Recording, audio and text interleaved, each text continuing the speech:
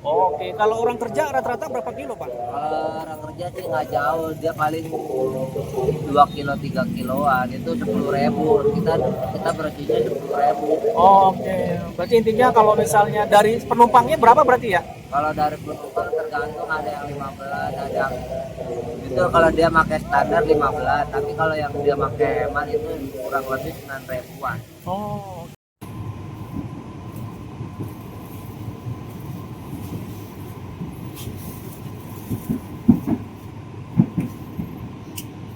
Silakan dan siap berlupion stasiun Akhir Bekasi.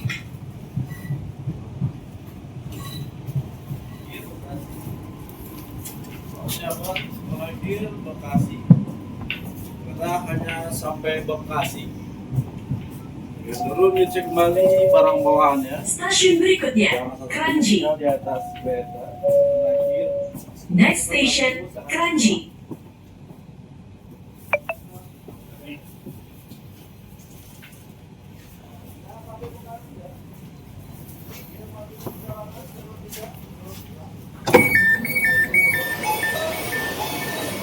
Terjadilah persiapan masuk komuter lain tujuan Tambun, rangkaian untuk tujuan Cikarang berangkat Sudirman. Jalur navigasi dipersiapkan masuk tujuan Tambun berbagi dahulu. Rangkaiannya hanya sampai Bekasi.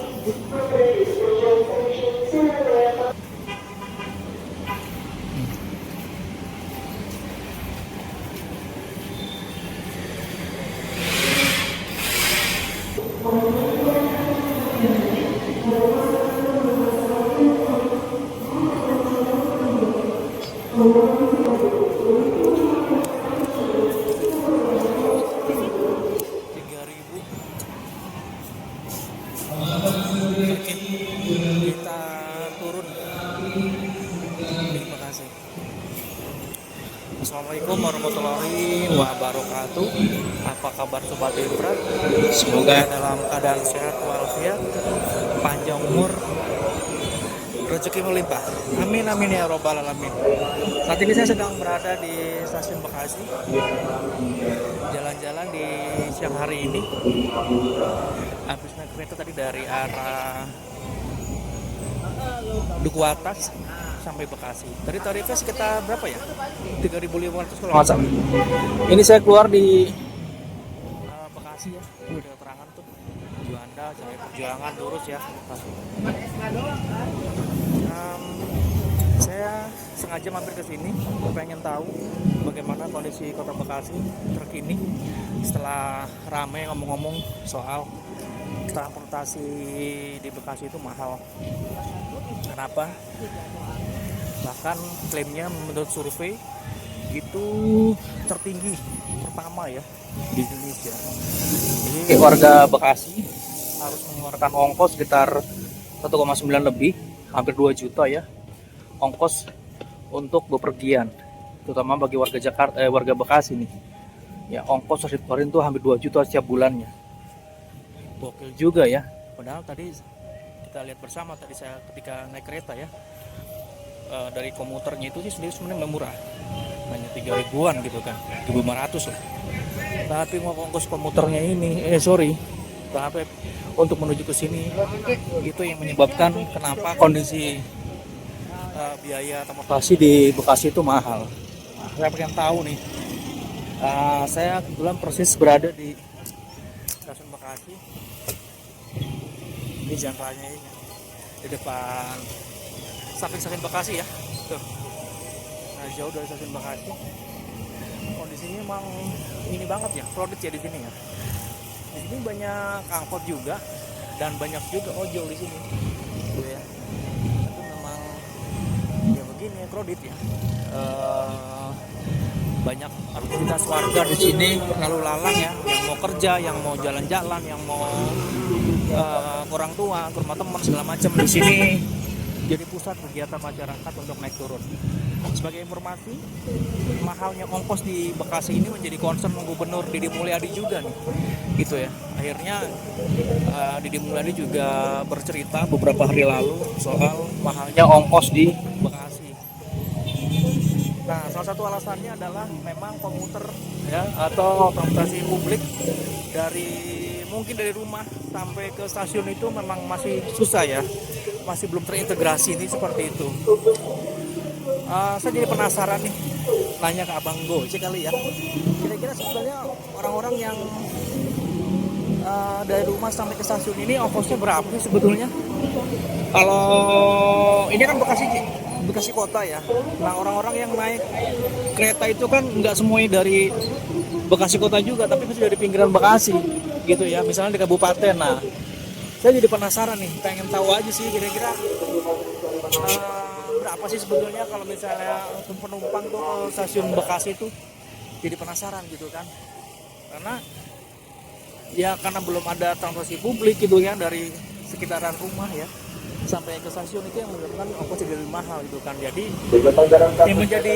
yang menjadi penolong atau pahlawan di sini adalah ojol, abang-abang ojol ya. Memang luar biasa banget lah pokoknya. Berkat mereka semua kita bisa nih menuju ke stasiun. Stasiunnya murah, tetapi akses untuk menuju stasiun itu yang justru lebih mahal. Ya belum lagi parkir gitu. Saya pengen tahu nih, kira-kira kalau ke abang ojol nih berapa sih kalau misalnya naik ojol dari rumah ke stasiun. Saya penasaran juga sih. Oh, ini jam berapa sekarang? Sekarang ini siang hari ya. Tapi kondisinya padat banget kan. Karena ini di sini lalu lalang kendaraan bermotor ya. Nah, tuh. Ini adalah pemandangan terkini bagaimana kondisi di samping stasiun ya. Di depan sana itu, di ujung sebelah sana itu ada bundaran, dan sebelah kiri itu ada pintu kereta ya. Itu yang menyebabkan kemacetan juga ya, selain lalu lintasnya sendiri, lalu lalang orang juga, dan banyak juga yang pada berhenti di pinggir jalan, itu juga menyebabkan kondisi jadi macet ya. Ini seperti itu ya. Oke, ini banyak abang-abang Gojek di sini nih. Waduh, tuh antri juga ya. Nah, oke, nah ini kondisi kemacetan yang luar biasa di sini. Oke, saya mau nanya-nanya nih, abang mau nanya boleh ya? Kan belakangan lagi rame soal ongkos di Bekasi itu mahal ya. Nah, itu boleh tahu nggak kalau misalnya warga atau bapak pernah jemput atau nganter ke rumah itu paling jauh berapa tarifnya pak? Tarifnya paling jauh tuh paling 30-an. 30 itu setara dengan berapa ini pak? Berapa kilo ya? Berapa kilo? Tarifnya kalau 30 berapa kilo? 8 kiloan ya. 8 kiloan. 30 ribuan ya. Jadi rata-rata segitu pak. 30 itu paling jauh pak, 30.000. Iya. Ada yang lebih jauh lagi nggak? Ada lagi, ada tergantung orderannya. Oke, kalau orang kerja rata-rata berapa kilo pak? Kalau orang kerja sih nggak jauh, dia paling 2 kilo 3 kiloan itu 10.000. Kita bersihnya 10.000. Oke, berarti intinya kalau misalnya dari penumpangnya berapa berarti ya? Kalau dari penumpang tergantung, ada yang 15, ada yang itu kalau dia pakai standar 15, tapi kalau yang dia pakai hemat itu kurang lebih 9.000-an. Oh, oke.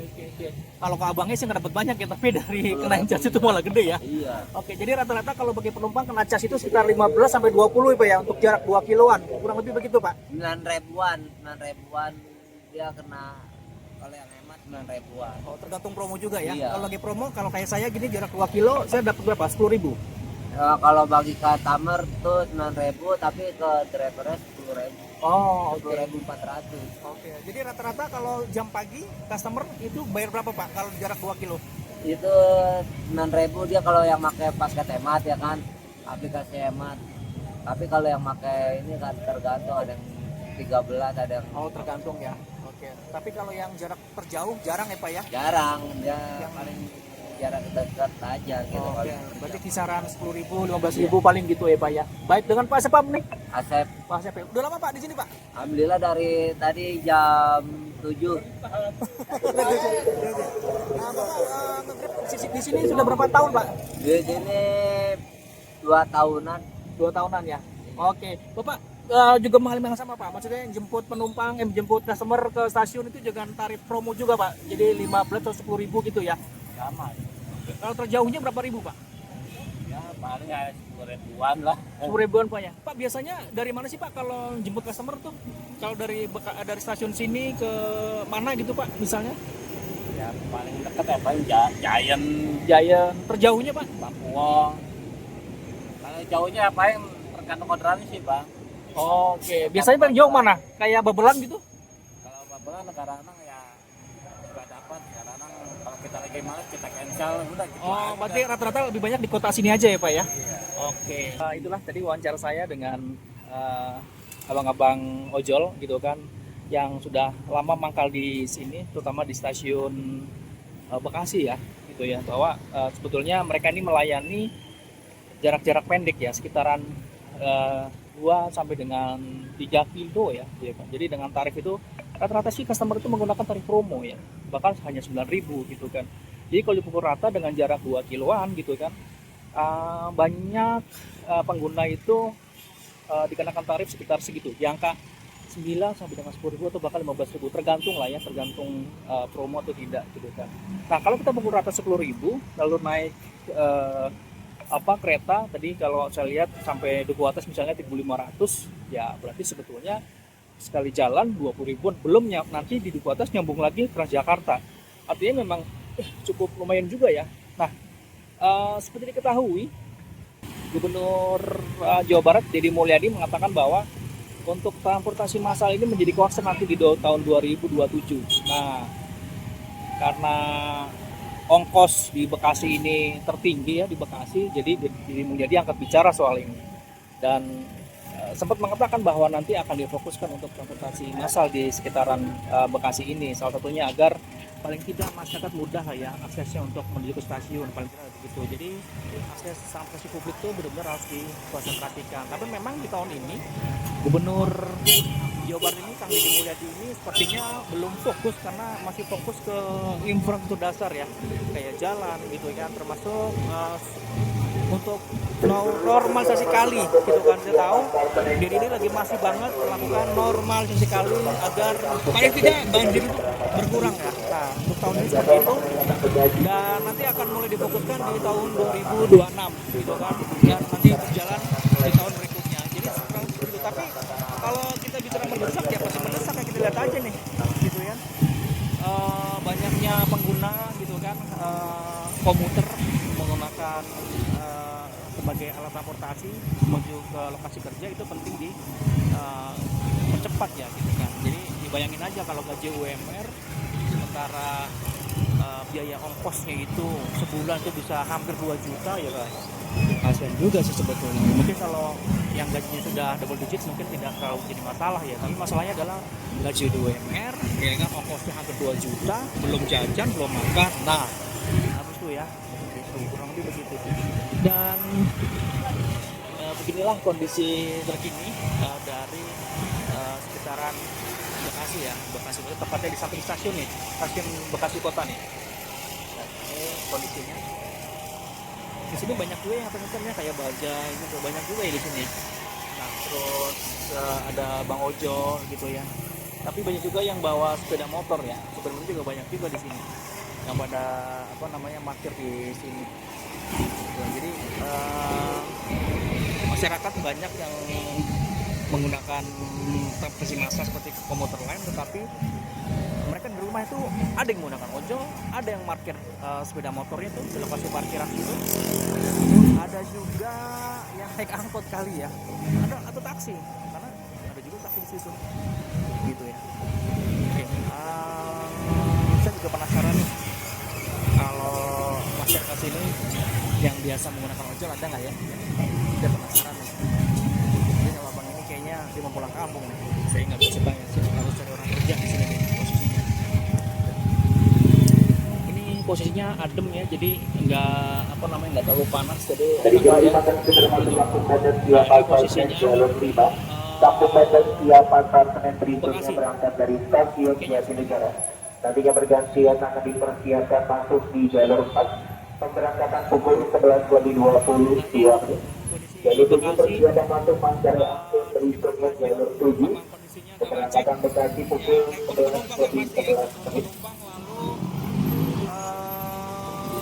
di Jakarta juga, karena di sebelah kiri sana, ini sebelah kiri ya, itu pintu kereta gitu kan. Jadi kondisinya itu ya begini, jadi macet parah begini gitu ya.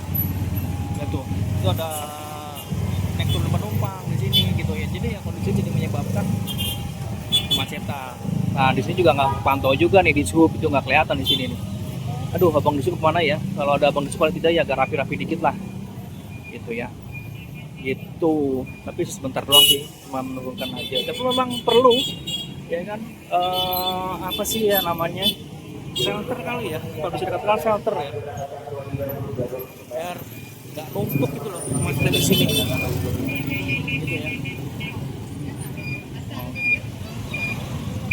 Nah ini kondisi kemacetannya sebenarnya nggak terlalu lama ya, nggak terlalu lama sih sebetulnya macetnya, jadi hanya menurunkan. Tapi ya di sini ada angkot juga segala macam. Ini Pak, baik Pak, ini Pak ya. Nah, ini ada angkot-angkot yang pada ngetem di sini nih. Pengen tahu juga sih sebetulnya. Sampah di mana-mana ya. Nah ini udah mulai ini lagi nih, kayak gini. Pak, ini namanya jalan apa ya Pak? Jalan Juanda. Kalau jalan Perjuangan yang mana ya Pak? Oh yang sebelah sana ya Pak ya. Oke, ini Juanda ya Pak ya. Siap. Makasih loh Pak. Makasih Pak.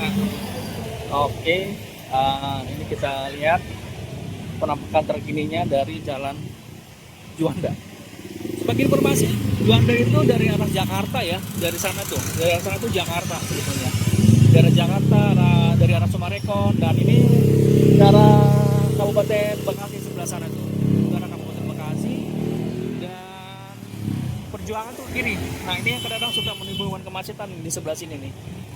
Nah, jadi ke kiri itu ke jalan Perjuangan, dan kalau ada kereta lewat ya itu kondisinya jadi menyebabkan kemacetan gitu. Nah kan ini udah bunyi lagi tuh ya, udah bunyi lagi nih. Nah itu yang menyebabkan kondisi kemacetan. Tapi saya nggak mau bahas dulu soal hal kemacetan, tapi saya mau ngebahas bagaimana ongkos tertinggi di Bekasi. Nah salah satu adalah itu dia tadi yang saya sampaikan, bahwa akses menuju stasiun seperti ini nih, sampai saya ini stasiun itu memang murah sebetulnya ya di stasiunnya ya, naik kereta. Tetapi menuju ke sini yang ongkos lebih mahal ya, karena itu ya kan mereka akses untuk menuju ke sini bukan tidak ada, tapi memang masih tidak ya juga kan susah lah ya, karena belum ada transportasi publik yang benar-benar secara reguler itu dari waktu ke waktu itu ada datang gitu kan. Jadi sebetulnya kalau kita bicara point to point gitu kan, dari misalnya dari Bekasi sampai Jakarta tarif sudah murah gitu kan, tetapi ketika sudah keluar dari stasiun, nah ini yang menjadi ongkos tambahan ya. Akhirnya pilihan adalah yang naik motor, parkir ya kan, tarif 5 ribuan, atau naik ojol atau naik angkot yang sedang antri di sini gitu ya. Di sini kebanyakan kan angkot ya. Itu kurang lebih seperti itu. Inilah penampakan dari jalan raya Juanda. Di sini banyak ini ya, banyak ruko-ruko tuh. Banyak ruko yang ini ya. Banyak ruko jualan di sini tuh. Mau 17-an ada aja yang jual bendera. Jadi dia kebayangnya profitnya di sini sebetulnya.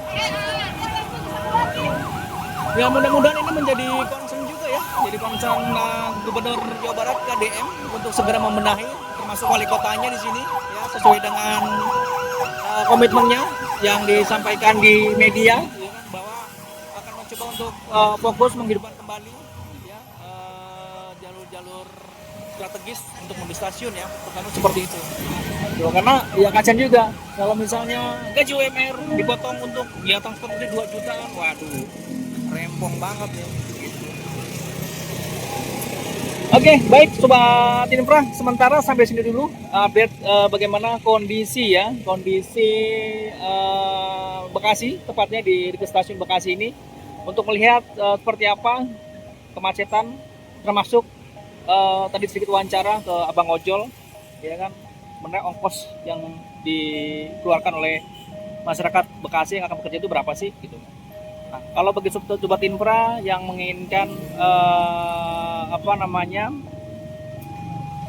atau komentar, silakan masuk di kolom komentar. Kritik saran silakan masuk di kolom komentar ya Sobat Infra. Mudah-mudahan video ini bermanfaat, dan bagi Sobat Info kalau ada yang ingin memberikan kritikan, masukan, silakan saja ya. Kita berdiskusi sehat. Mudah-mudahan Bekasi makin maju ya, semakin berkembang, terutama dari sisi transportasi publik. Demikian laporan saya langsung dari Bekasi. Wassalamualaikum warahmatullahi wabarakatuh.